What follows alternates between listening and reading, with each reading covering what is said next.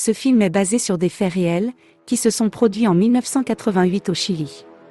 Durant les dernières années du régime militaire, de nombreux manifestants sont emprisonnés dans un pénitencier de Santiago. La police les traite comme des terroristes et les malmène dans les cellules. Le général Andrade, qui commande la prison, est un homme cruel qui veut donner une leçon aux prisonniers. L'inspecteur Broglio les rassemble pour leur donner une introduction à la vie qui les attend. Comme leur incarcération relève de la loi antiterroriste, ils seront surveillés 24 heures sur 24 et 7 jours sur 7. S'ils sont surpris en train de diffuser une quelconque forme de propagande, ils seront condamnés à mort. Un groupe de 5 manifestants mené par Léon fait également partie des prisonniers. Ils entrent à la prison avec la ferme intention de s'évader. C'est aujourd'hui le jour où ils choisissent leur cellule, et c'est une étape très importante pour leur plan. Léon court rapidement au 2e étage pour prendre la cellule numéro 50. Selon leur plan, elle est directement reliée à la cellule sous laquelle se trouvera l'ouverture du tunnel. Cependant, il voit que la cellule 50 est déjà prise et doit se contenter de la 51. La pièce sera donc à côté, mais le groupe a d'autres choses à faire pour le moment. Les prisonniers s'installent dans leur nouvelle vie, et certains s'adonnent déjà à des passe-temps.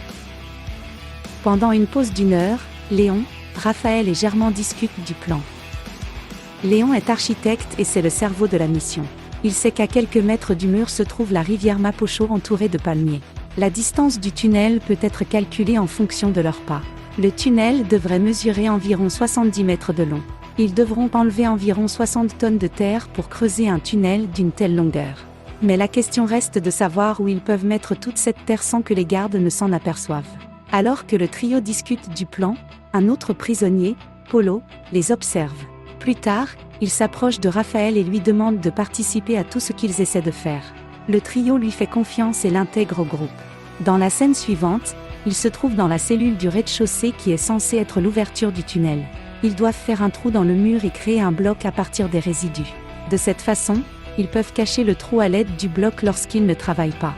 Léon cherche ensuite un endroit pour cacher les tonnes de terre. Un guitariste découvre tout ça et lui offre un tournevis. Il est ensuite inclus dans la bande. À l'aide de l'outil, Léon essaie de faire un trou carré au plafond dans les prochains jours. Ils doivent faire le moins de bruit possible, même si le guitariste est dehors en train de chanter pour dissimuler le bruit. Enfin, 2 blocs de ciment tombent du plafond. Léon demande rapidement aux autres d'apporter des œufs et de la chaux, pour faire un mélange qui ressemblera à un bloc et fermer le trou. L'équipe se divise la tâche et se met au travail, mais juste à ce moment-là, le guitariste chante une chanson spécifique indiquant que les gardes font un contrôle surprise. Léon vérifie le trou et se montre satisfait de voir que la surface du grenier peut contenir n'importe quelle quantité de terre. Après cela, il fabrique le bloc juste à temps et le recouvre d'une affiche d'une femme.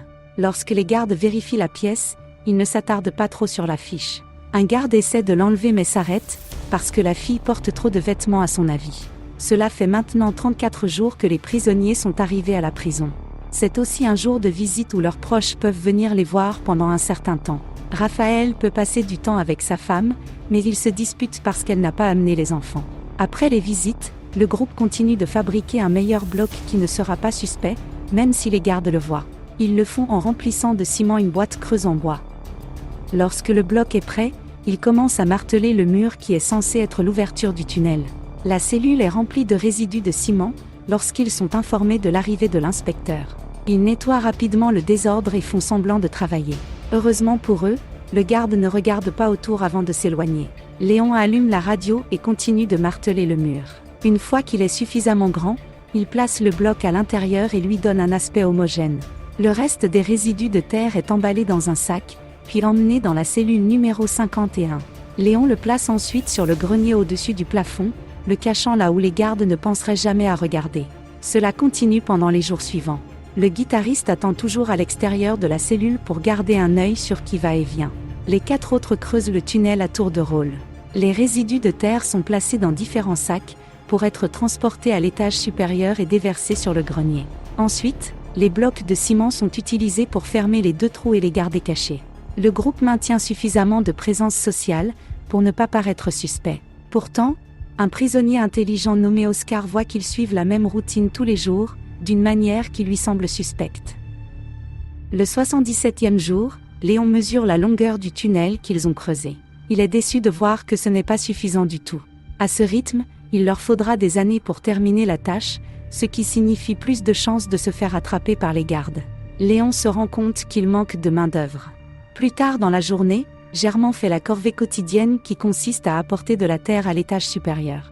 Mais cette fois, il est arrêté par un garde et on lui demande de montrer ce qu'il y a dans le sac. Il le fait nerveusement, mais la terre se trouve dans le compartiment inférieur recouvert par ses effets personnels. Le garde lui demande de venir au bureau, et Germain garde le sac à l'écart avant de suivre les ordres. En arrivant au bureau, le gardien lui offre des magazines de filles contre de l'argent. Germain soupire de soulagement. Dans la scène suivante, le trio continue de creuser le tunnel tout en écoutant les informations à la radio. Ils découvrent que le peuple chilien a complètement rejeté le dictateur et a accueilli la démocratie dans le pays. C'est une mauvaise nouvelle pour eux, car ils ne croient pas en la démocratie. Les nouvelles ne font que leur donner envie de travailler plus dur pour sortir et changer les choses avant que leur chef n'abandonne. Le 86e jour, Léon rassemble les prisonniers qui attendent la peine de mort. Il leur montre les progrès qu'ils ont réalisés dans le tunnel, avant de leur raconter tous les détails du plan. Le groupe décide de les aider. Il n'est pas possible de travailler la nuit à cause du bruit, alors pendant la journée chacun travaille 2 heures avant de se faire remplacer. Ils restent prudents pour ne pas se faire prendre. Ils se lavent souvent, et certains restent toujours à l'extérieur des cellules, pour surveiller les gardes et ceux qui les suspectent. Ils font un autre trou entre le rez-de-chaussée et le premier étage pour ne pas avoir à transporter la terre par les escaliers. Finalement, le rythme de progression s'accélère et la fin semble proche. Pendant tout ce temps, le groupe continue de socialiser avec les autres prisonniers. Ils jouent pendant les pauses, et regardent la télévision comme d'habitude, pour s'assurer que personne ne les soupçonne. Lors d'un match de football, Oscar dit à Raphaël qu'il sait ce qu'il manigance. Il veut également faire partie du groupe, mais la rumeur dit que c'est une balance. Léon décide néanmoins de lui donner une chance, et l'inclut dans la mission. Dans la scène suivante, Germain dit à Raphaël que même s'ils construisent le tunnel parfait, sans aide extérieure, ils ne pourront jamais s'échapper. Certains de leurs camarades manifestants du parti sont toujours dehors. Si les prisonniers parviennent à leur envoyer un message, ils viendront sûrement les aider. Le jour 182, la femme de Raphaël vient le voir pour la journée des visiteurs. Il lui parle de leur plan et lui demande d'en informer le parti. Puis arrive le jour 205. Le travail se déroule comme d'habitude, et le guitariste est dans le tunnel. Tout à coup, toute la police arrive pour un contrôle surprise. Léon alerte rapidement tout le monde, mais il faudra plus de 10 minutes pour nettoyer le désordre et faire sortir le guitariste. Alors quelques-uns l'aident, les autres sortent pour arrêter la police. Raphaël les insulte et déclenche une bagarre. Cela donne au guitariste suffisamment de temps pour sortir, et sceller l'ouverture. Quand il ouvre la porte, la police a déjà vaincu les prisonniers et les a mis au sol. Le commandant Ondrade les fait sortir au soleil sans vêtements. La femme de Raphaël se rend au siège du parti. Mais le parti refuse de les aider.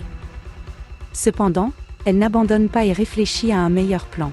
Elle se rend dans une église pour rencontrer le père de Léon, la femme de Germain et l'ancien associé de Raphaël. Ils acceptent tous d'aider les gars de l'extérieur avec tout ce dont ils ont besoin. Le jour 392. Un homme travaille à l'intérieur du tunnel lorsqu'il s'évanouit. Heureusement pour lui, son ami le traîne immédiatement à l'extérieur. À présent, le tunnel est profond et il n'y a pas assez d'oxygène à l'intérieur.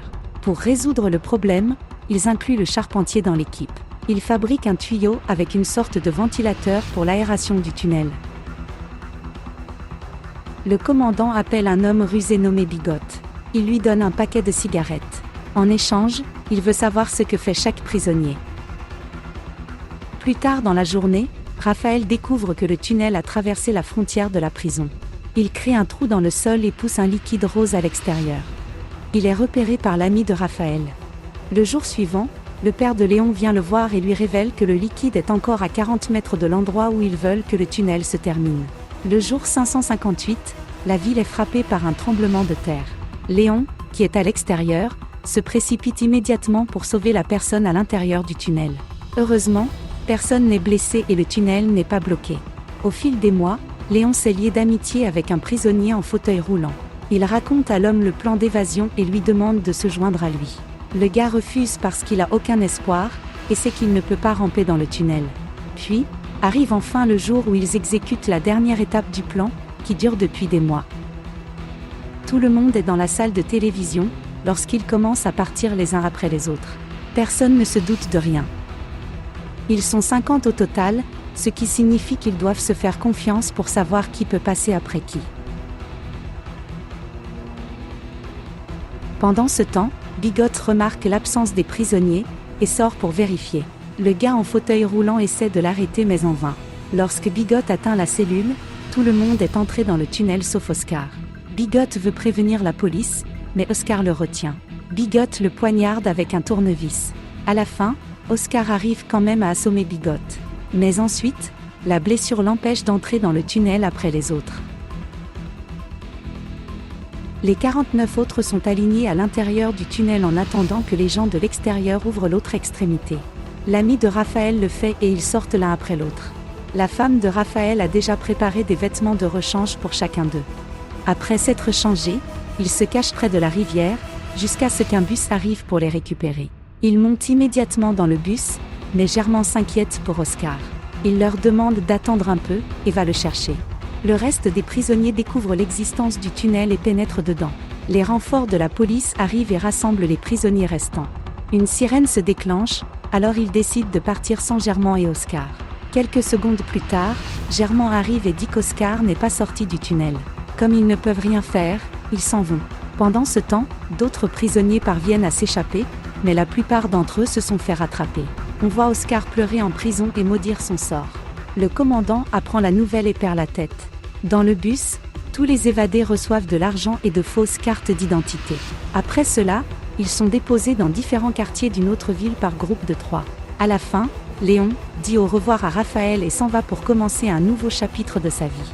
C'est ainsi que 49 prisonniers se sont évadés d'une prison hautement surveillée, après 18 mois de préparation.